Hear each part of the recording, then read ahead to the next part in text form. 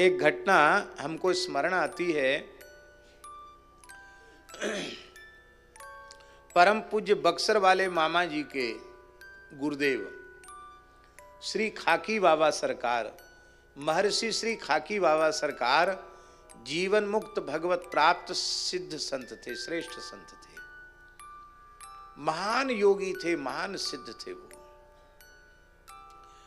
गुरुजी, German से एक वैज्ञानिकों का दल आया था भारत में योगियों की खोज करने के लिए, और वो लिखते थे अपनी पुस्तक में कि हमने वहां जाकर क्या देखा। तो उन्होंने अपनी पुस्तक में क्या लिखा था, जर्मन के लोगों ने, उन्होंने लिखा था कि भारत में कोई योगी नहीं है, सब ढोंगी पाखंडी हैं, दम्भी हैं, योग का प्रवचन करते हैं, सब जो है अच्छे लोग नहीं है, ऐसा उसने लिखा था। क्योंकि योग की जो सिद्धियां वर्णन है वो दिखाओ ना प्रत्यक्ष रूप में, तो कहीं कोई कुछ दिखाने वाला नहीं था। उनको लगा कि कोई समाधि तक पहुंचा हुआ नहीं है, अष्ट सिद्धि क्या होती है किसी को पता ही नहीं है, प्रवचन में सब सुना देंगे। तो इस प्रकार की उन्होंने पुस्तक तैयार की कि भारत में कुछ नहीं बचा है। तो लोगों को लगा कि तो बड़ी बुरी बात है, तो श्री खाकी बाबा सरकार के पास पहुंचा दिया।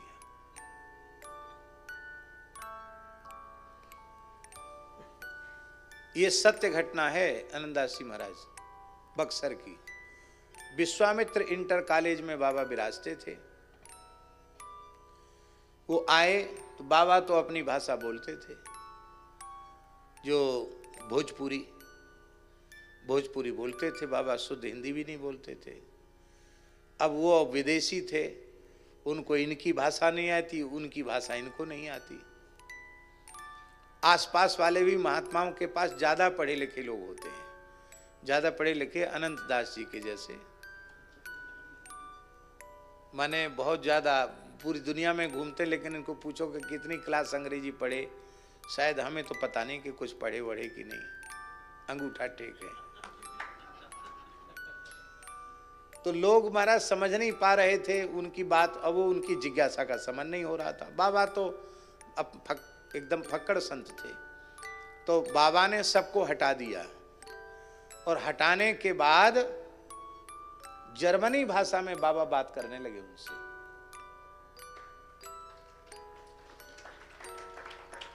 अब हम मान लो किसी से जर्मनी में बात करें और 10-5 हाथ दूर कोई खड़ा हो, तो समझ में तो आएगा कि कोई दूसरी भाषा बोली जा रही है।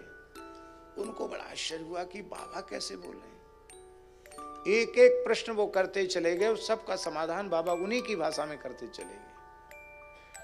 तो पहले तो उनको ये समझ में आया कि ये तो बिल्कुल पढ़े लिखे नहीं थे, मेरी भाषा में, अंग्रेजी नहीं बोल रहे, जर्मनी बोल रहे हैं ये।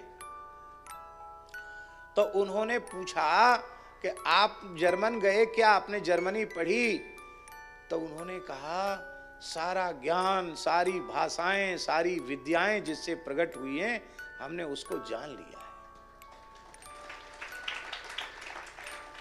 और हमको लगता है यही है, यस्मिन् विज्ञाते सर्वमिदं विज्ञातम भवति। संपूर्ण भाषाओं का ज्ञान हो जाता है। अब फिर बोले कि तुमने ये पुस्तक में क्या उल्टा पलटा लिख रखा है, तुम स्वयं ही ढोंगी पाखंडियों के पास गए, तुम महात्माओं के पास नहीं गए। योग की सिद्धियां देखना चाहते हो, गंगा जी थी सामने, गंगा जी पर आप ऐसे, भादों की चढ़ी हुई गंगा जी, उस पर ऐसे चलते हुए चले गए जैसे कोई सड़क पर चलता है, थल पर चलता है, उस पार चले गए। आश्चर्य।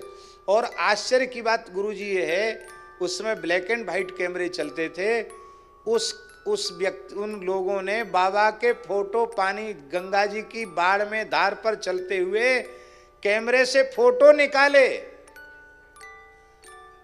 और उधर से जब बाबा आए, ए गंगिया रास्ता दे, गंगा जी को गंगिया बोले, तो गंगा जी ने मार्ग बीच में से दे दिया।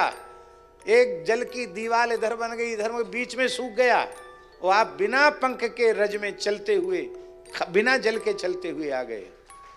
और बोले कितनी सिद्धियां देखेगा, पर इन सिद्धियों से कुछ होता नहीं है, साधक पथभ्रष्ट ही होता है।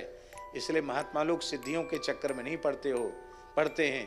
पर भारतवर्ष से अभाव लेकर मत जाना। ये महान सिद्ध पुरुषों का, संतों का देश है। कहाँ कौन संत विराजमान है इसको तुम नहीं जान सकते हो। नहीं तो महाराज वो पता नहीं क्या क्या लिख देते भारत के विरुद्ध, तब नतमस्तक होकर के वे वहां से गए। ऐसे सिद्ध थे श्री खाकी बाबा सरकार।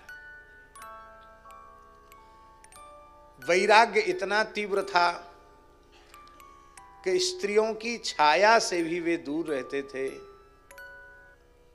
इतना तीव्र वैराग्य था उनमें। उनके एक मित्र महात्मा थे, वो सीताराम जी के मधुरोपासना के भाव के उपासक थे, सखी सहचरी भाव के उपासक थे। वो कभी कभी कहते थे कि बाबा रसमयी उपासना तो यही है। बाबा उनको क्या भगवान ने पुरुष बनाया है, अपने को स्त्री मानना ये कोई अच्छी बात है क्या?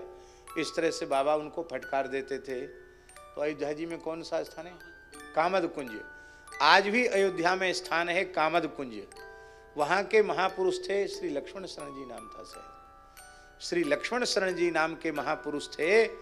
रामानंद संप्रदाय के महान रसिक सिद्ध संत थे, बड़े उच्च कोटि के नाम जापक थे। उनके पास खाकी बाबा को उनके मित्र संत दर्शन कराने ले गए। उनका दर्शन करके उनके मन में बड़ा भारी भाव जगा। एकदम गौरवर्ण, वृद्ध अवस्था, श्वेत के श्वेत दाढ़ी, एक पलका पर वो बेचारे वृद्ध तो थे ही, बैठ जाते, थक जाते तो लेट जाते। और वहाँ आसपास बैठने वाले लोग चर्चा नहीं कर सकते। सबको एक ही आज्ञा थी, श्री सीताराम, श्री सीताराम, श्री सीताराम। जितनी देर बैठना हो नाम सुनाओ और जाओ। और कोई बातचीत बाबा नहीं करते थे। ये वहां गए तो उनको बहुत अच्छा लगा खाकी बाबा को।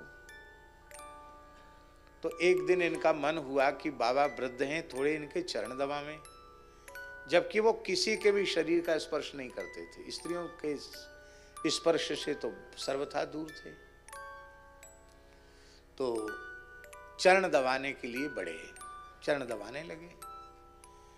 नाम जप कर रहे हैं, चरण दबा रहे हैं। चरण दबाते दबाते उनको क्या लगा कि केसर के समान जिसका वर्ण है और अत्यंत सुकोमल कोई 16 वर्षीय किशोरी है, जो चरण महावर से लेके और चंद्रिका तक पूरे श्रृंगार से युक्त है, और उस किसी किशोरी स्त्री के चरणों का संवाहन में कर रहा हूं, ये उनको अनुभव हुआ।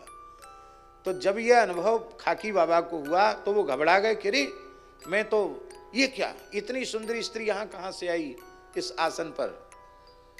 तो जैसी चौंक करके ऐसे वे हुए तो दूसरा आश्चर्य हुआ कि स्वयं को भी उन्होंने उसी स्वरूप में देखा। उनको लगा कि मैं भी किशोर अवस्था की कोई स्त्री हूं और ऐसी मेरी वेशभूषा है। उनको बड़ा आश्चर्य हुआ, अरे ये क्या हो गया, यह महात्मा थे वो इस स्वरूप में हो गए और मेरा भी स्वरूप बदल गया। तो वे सिद्ध संत गुरुजी उठकर बैठे और उन्होंने हाथ पकड़ करके खाकी बाबा से कहा, प्रिया अली तुम्हारा निज स्वरूप यही है। तब से खाकी बाबा सरकार प्रिया अली हो गए। रसिक संत थे प्रिया अली।